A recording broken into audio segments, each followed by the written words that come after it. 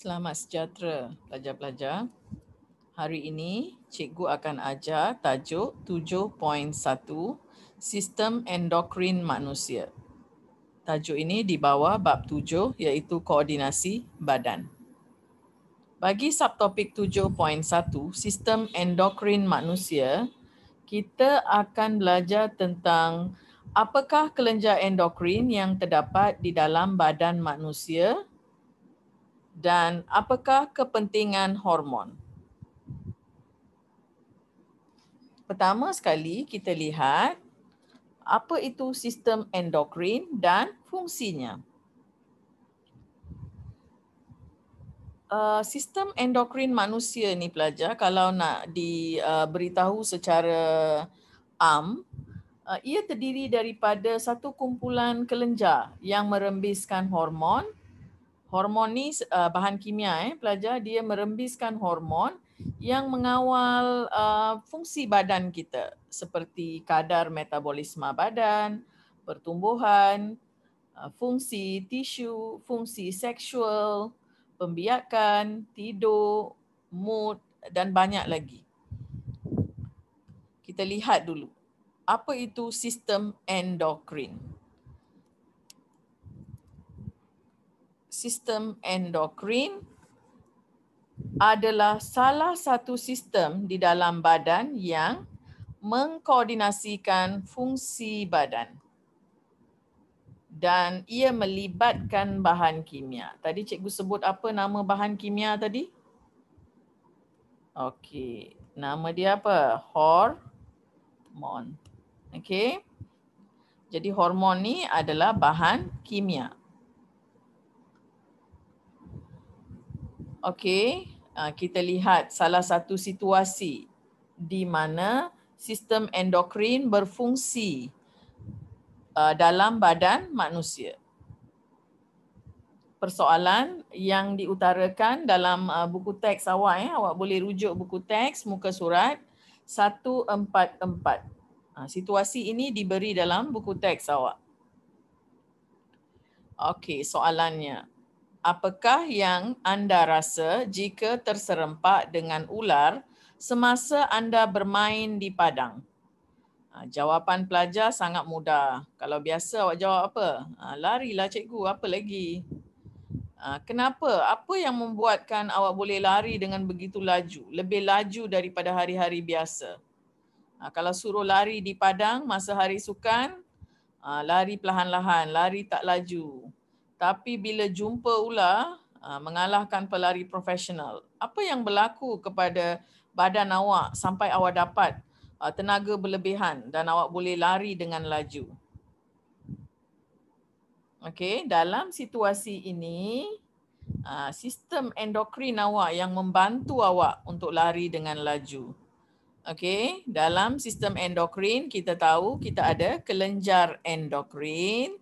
Okey, kelenjar ini akan merembiskan hormon yang cikgu sebut bahan kimia tadilah. So hormon ini akan meningkatkan degupan jantung awak, meningkatkan kadar pernafasan awak, meningkatkan tekanan darah awak. Ia juga meningkatkan aras gula dalam darah dan seterusnya meningkatkan kadar metabolisme awak. Okey pelajar, seterusnya. Okey, apa kesan daripada peningkatan yang cikgu cakap tadi tu, yang cikgu senaraikan 5 tadi kan? Kelenjar endokrin merembiskan hormon dan menyebabkan 5 peningkatan ini. Okey, kesan dia apa? Kadar denyutan jantung, kadar pernafasan meningkat. Jadi ini akan membuatkan jantung awak boleh mengepam lebih banyak darah. Okey, so bila dia mengepam lebih banyak darah, dia dapat membekalkan banyak oksigen dan glukosa ke otot awak. Okey. So bila otot awak mendapat lebih banyak tenaga dan juga lebih banyak glikogen simpanan daripada otot awak akan ditukarkan kepada gula. Jadi awak punya kadar metabolisme meningkat. Itu yang buatkan awak boleh lari dengan laju untuk menyelamatkan diri. Perkara yang sama berlaku dalam situasi-situasi kecemasan yang lain. Contohnya semasa perang, bila terjumpa apa selain daripada ular, apa lagi yang awak takut? Harimau. Bila cikgu sergah, awak tak buat kerja rumah, tiba-tiba cikgu minta kerja rumah, awak berpeluh-peluh, menggigil. Semuanya kenapa? Ini semua kerana sistem endokrin awak merembiskan hormon-hormon tertentu yang memberikan reaksi-reaksi tertentu dalam badan awak. Okey, seterusnya kita lihat. Okey, apa fungsi dia? Apakah fungsi sistem endokrin manusia? Okey, apa fungsi? Dia berfungsi untuk apa? Okey, cikgu jelaskan sebagai penghantar maklumat ke seluruh badan menggunakan hormon. Yang cikgu cakap bahan kimia tadilah. Hormon ni adalah sejenis bahan kimia organik. Dalam bahasa biologi sejenis protein yang dirembiskan oleh kelenjar khas. Apa nama kelenjar ni? Kelenjar endokrin. Sistem endokrin, kelenjar khas di dalam sistem endokrin ni dipanggil sebagai kelenjar endokrin. Bagi sains teras KSSM, awak perlu hafal 6 jenis kelenjar endokrin. Nanti cikgu akan terangkan. Kelenjar ini ialah kelenjar tanpa duktus. Apa maksud tanpa duktus? Tanpa duktus bermaksud tanpa saluran. Dia tidak dibawa melalui duktus. Dia tak ada saluran-saluran tertentu pergi ke organ tertentu, tidak. Dia tidak dibawa melalui duktus. Dia terus merembiskan ke dalam apa? Sistem peredaran darah. So kelenjar endokrin tadi dia akan merembiskan hormon. Hormon tu dirembiskan ke dalam sistem peredaran darah awak. Sistem peredaran darah, kita tahu darah mengalir ke seluruh badan. Okey. Jadi pelajar, sebab darah kita mengalir ke seluruh badan, dia tidak target satu organ sahaja. So dia boleh target, dia boleh sasarkan lebih daripada satu organ sasaran. Okey, sebab hormon kan dia bergerak ke seluruh badan melalui sistem peredaran darah. Okey, kita lihat lebih lanjut cara koordinasi hormon ini bertindak. Okey pelajar, kita lihat muka surat 145 dalam buku teks awak rujuk rajah 7.2. Okey, rajah 7.2 menunjukkan cara koordinasi hormon bertindak. Okey, kita tahu kelenjar endokrin, kelenjar ni apa? Kelenjar tanpa duktus.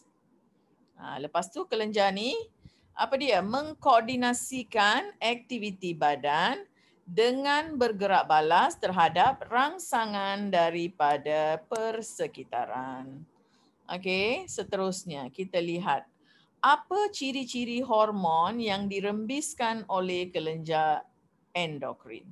Okey, kelenjar endokrin ni dia merembiskan hormon. Okey, anak panah hijau ni dia merujuk bahawa kelenjar endokrin ni dia merembiskan hormon.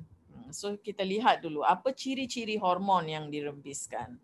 Pertama sekali pelajar, bahan kimia atau hormon yang dirembiskan oleh kelenjar endokrin ni, kesan dia adalah lama. Dia dah masuk dalam darah awak.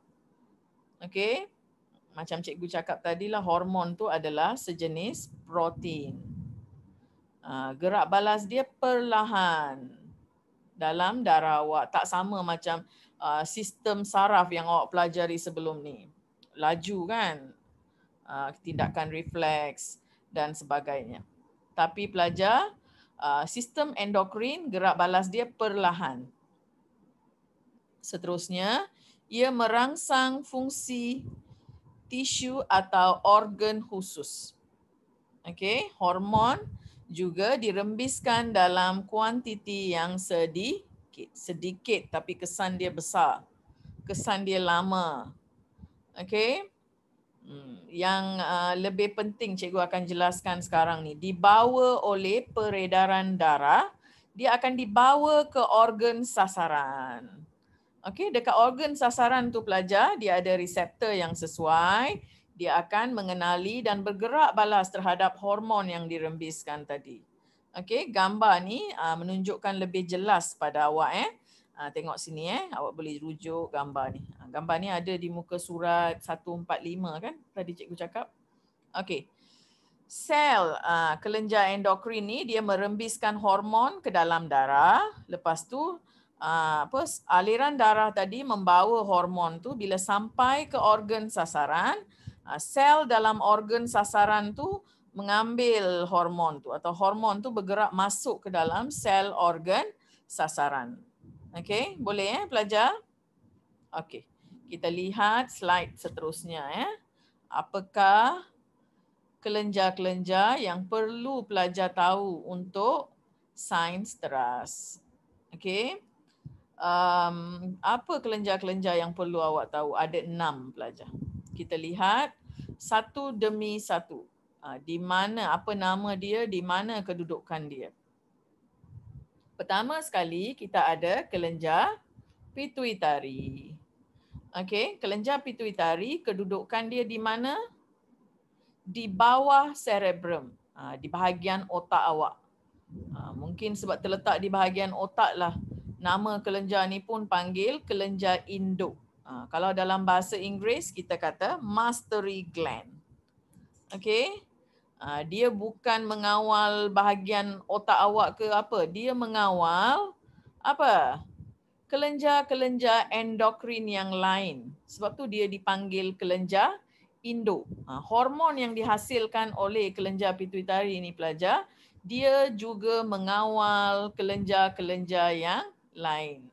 Nanti bila kita tengok fungsi dia, kita akan lihat dengan lebih detail. Okey, turun bawah sikit dekat bahagian mana ni? Leher awak.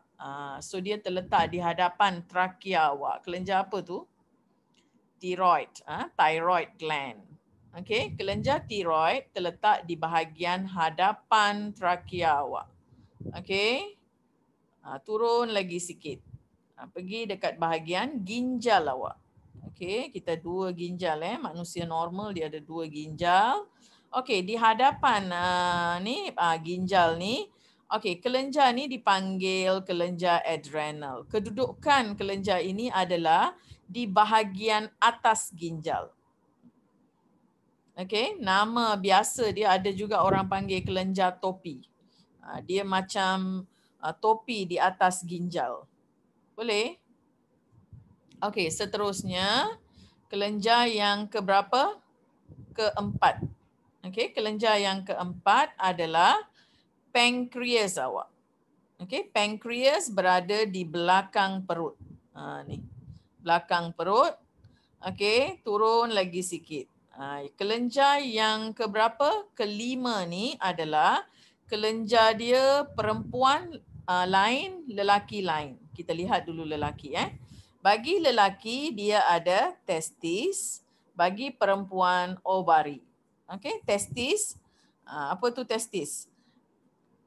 Okey, testis ni kelenjar seks bagi lelaki. Okey, lelaki mempunyai sepasang testis yang dilindungi oleh skrotum. Manakala bagi perempuan mempunyai sepasang ovari yang terletak di dalam ruang pelvis. Okey. So berapa kelenjar overall awak kena hafal? Kita ada berapa pelajar? Ada 6. Okey. Apa dia 6 tu? Senang nak hafal. P, T, A, P, T, O. Apa tu? Okey. Ini panggil apa? Ini pituitari. Okey. Kedua, thyroid. ketiga adrenal, keempat pankreas, kelima testis bagi lelaki dan ovari bagi perempuan. So, kalau awak takut lupa, 6 kelenjar yang awak perlu tahu adalah PTA, PTO. Okay, pituitari, thyroid, adrenal, pancreas, testis dan ovari. Okey, pelajar, kita lihat sekarang apa fungsi hormon yang dirembiskan oleh kelenjar-kelenjar ni. Sebelum kita tengok fungsi dia, kita pun nak tahu juga nama hormon yang dirembiskan oleh kelenjar tersebut. Tadi cikgu kata ada berapa? 6. Kita lihat satu demi satu. Pertama sekali, kelenjar pituitari. Pituitari dia merembiskan hormon antidiuresis, ADH, mengawal kuantiti air yang diserap semula oleh ginjal.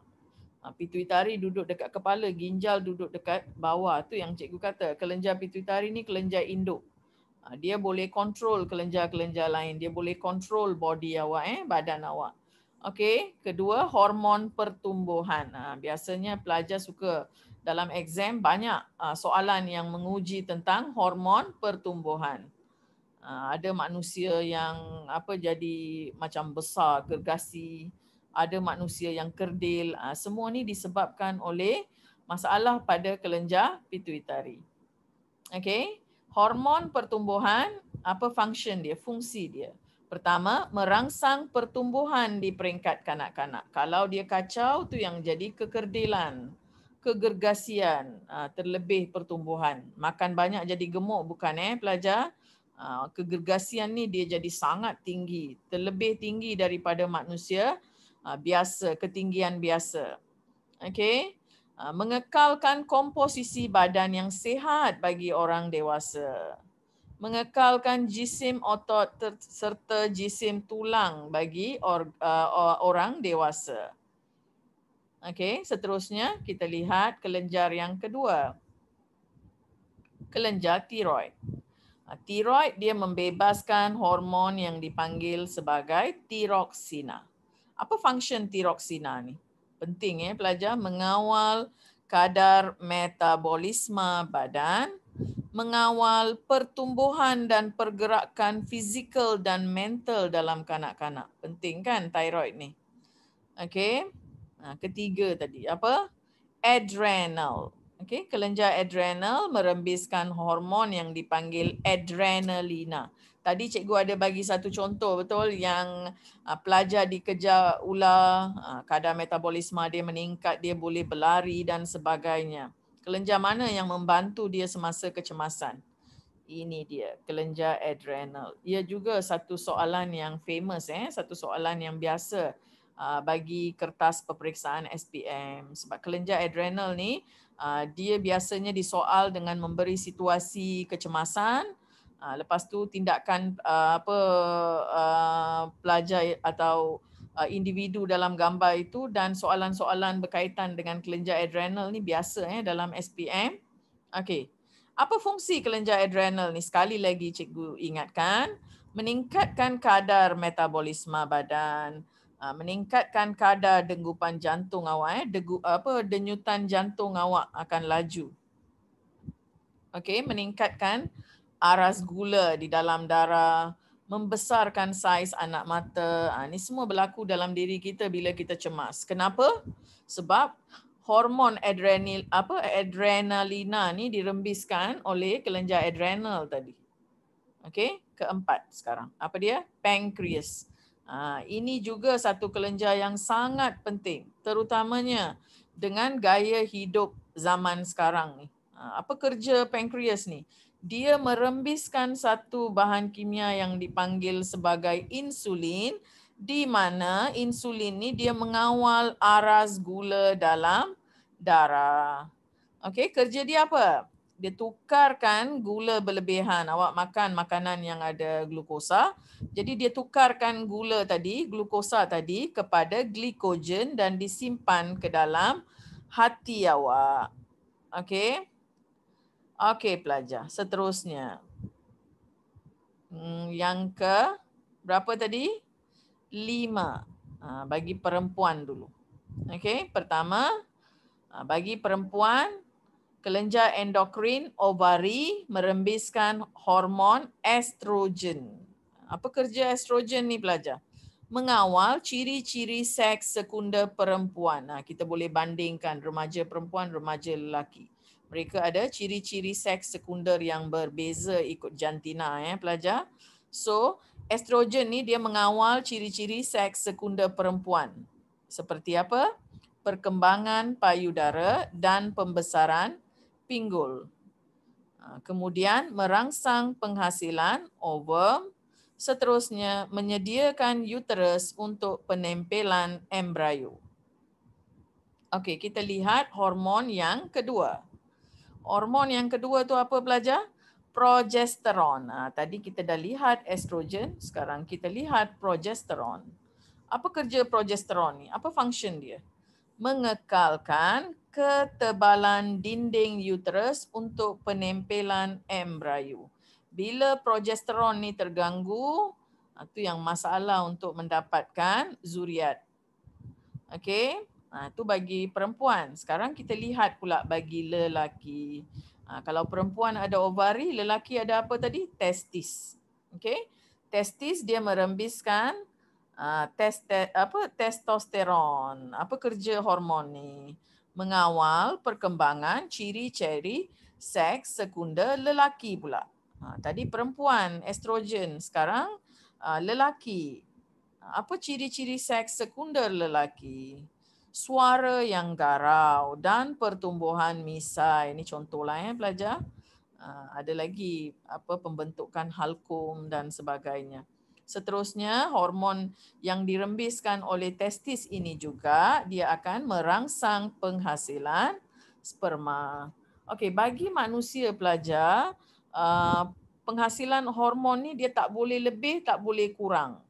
Dia ada satu level dia, satu tahap dia. Kalau terlebih pun masalah, terkurang pun masalah. Okey. Seterusnya kita akan lihat punca dan kesan ketidakseimbangan hormon pada kesihatan ya. Saya rasa setakat ni tak ada masalah bolehlah cikgu teruskan.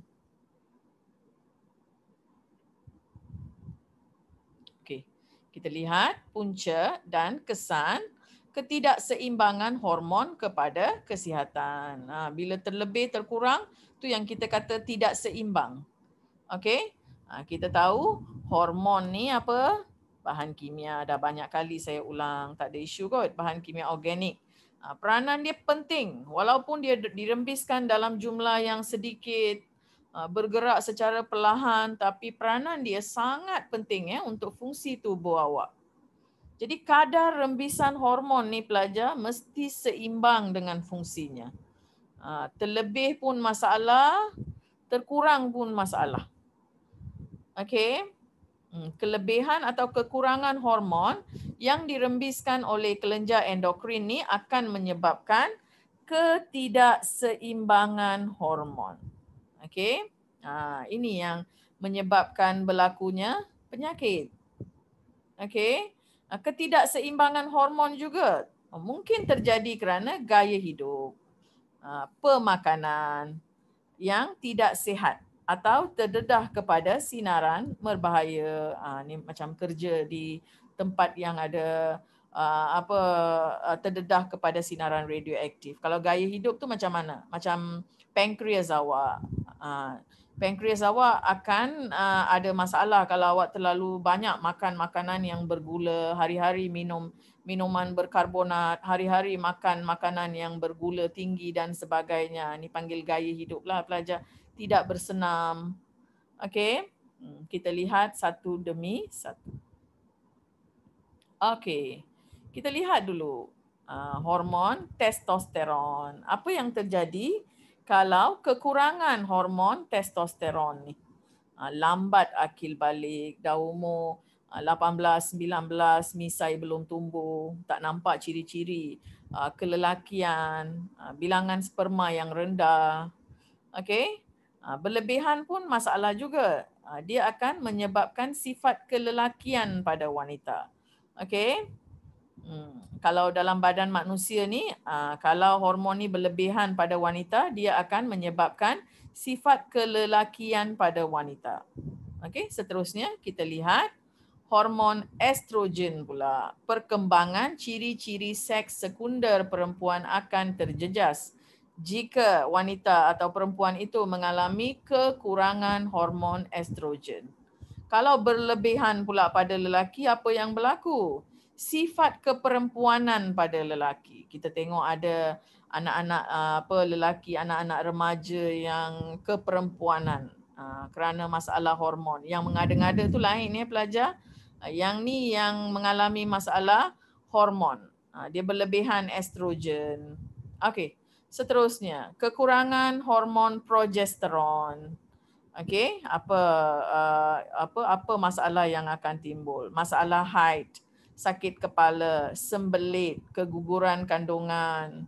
Ada anak-anak pelajar yang mengadu semasa mengalami haid, dia sakit kepala dan sebagainya. Ini semua masalah hormon imbalance. Ada masalah ketidakseimbangan hormon. Okey, seterusnya kita lihat hormon pertumbuhan tadi. Gambar ni cikgu dah crop jadi tak nampak Awak boleh rujuk dalam buku teks awak. Kalau tak silap teacher dalam muka surat 151 pelajar. Okey. Hormon pertumbuhan ni dia kalau kurang, kita fahamlah jadi kerdil. Kerdil dengan pendek lain pelajar. Kerdil ni dia sangat pendek, dia nampak kontot, okey, macam compressed body dia. Kalau berlebihan pun masalah juga. Dia jadi kegergasian. Agromegali. Okey, pertumbuhan tidak terkawal. Terlebih-lebih tinggi. Nak masuk rumah pun tak boleh. Pintu pun awak lebih tinggi daripada saiz pintu rumah awak. Okey, bahaya lebih pun masalah, kurang pun masalah. Okey. Kalau kekurangan hormon anti-diuresis tadi tu, okey, kita tahu tadi kan dia ada efek pada awak punya ginjal. Air tidak dapat diserap semula di duktus pengumpul di ginjal, menghasilkan urin yang berlebihan. Sentiasa berasa dahaga. Diabetes insipidus. Okey. Kalaulah hormon ni berlebihan pula, sakit kepala, pening kepala. Okey. Jadi di sini kita lihat setiap hormon ni dia tak boleh terlalu tinggi, tak boleh terlalu rendah. Dia mesti seimbang. Okey. Last sekali apa? Insulin. Okey pelajar, kita lihat apa yang terjadi kalau kekurangan insulin. Ini perkara yang biasa kita dengar nenek-nenek, datuk-datuk banyak yang sakit kencing manis. Okey. Kekurangan hormon insulin ni dia menyebabkan apa? Glukosa jadi berlebihan dalam darah awak kerana insulin ni yang bantu glukosa berubah menjadi glikogen. Sekarang insulin dah kurang, jadi glukosa tidak dapat ditukar menjadi glikogen. Jadi aras gula dalam darah awak akan meningkat. Itulah penyakit kencing manis atau diabetes mellitus. Okey. Hormon insulin yang berlebihan akan menyebabkan apa pelajar? Aras gula rendah pula. Biasa kita dengar kan terms biasa hypo. Pelajar kata kenapa pening? Hypoglycemia. Okey, aras glukosa rendah. Apa simptom-simptom dia? Dia akan dahaga berlebihan. Okey, saya rasa jelas apa yang cikgu terangkan tadi. Okey, jawab soalan praktis formatif 7.1. Muka surat berapa? 152 dalam buku teks awak.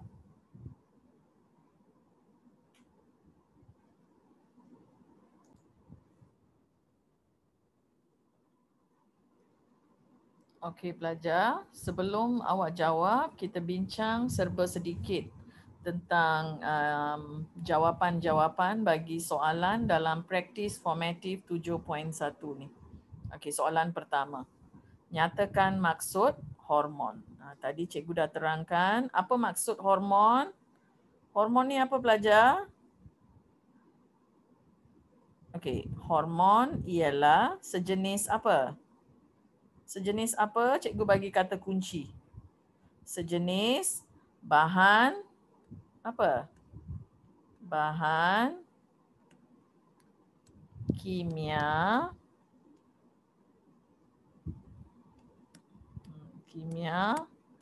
organik. So bahan kimia organik ni dirembiskan oleh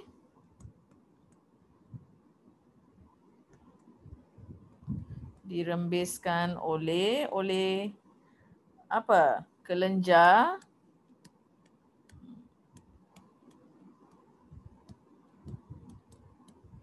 okey. Jadi nyatakan maksud hormon. Hormon ni ialah apa? Hormon ialah sejenis bahan kimia organik yang dirembiskan oleh kelenjar endokrin. Okey, apa kelenjar utama di dalam badan manusia? Tadi cikgu kata ada 6. Apa tadi? Tu awak kena cari sendirilah. Cuma keyword dia apa tadi? P, T, A, B, T, O. Pelajar yang tengok PDPR cikgu pada hari ini dia tahu. P pertama apa? Pituitari, thyroid.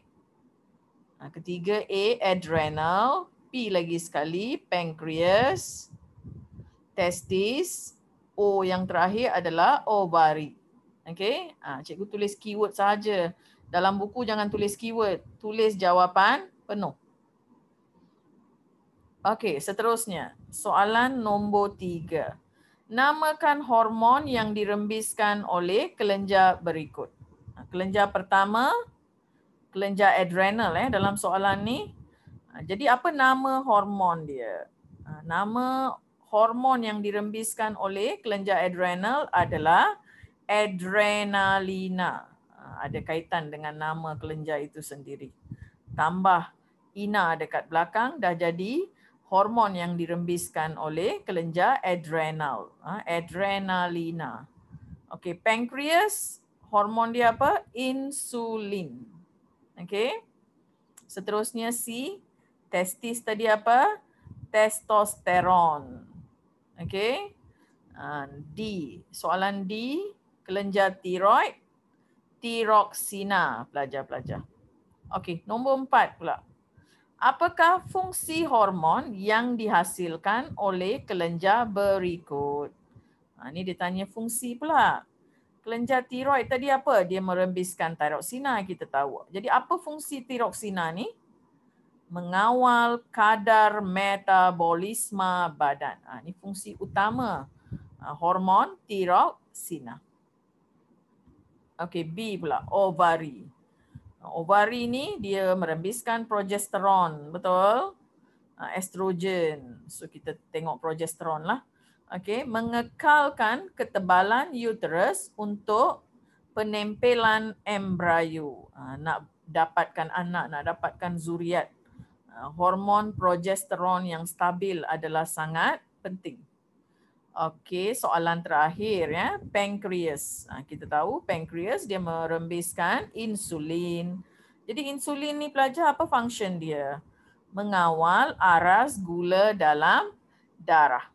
Boleh? Pastikan awak siapkan latihan di muka surat berapa dalam buku teks tadi cikgu sebut? 152. Okey. Selesai menonton video ni, selesai membaca topik 7.1, cuba jawab praktis formatif 7.1 untuk mendapatkan kefahaman yang lebih tentang topik ini. Terima kasih semua. Semoga semua anak-anak cikgu berjaya.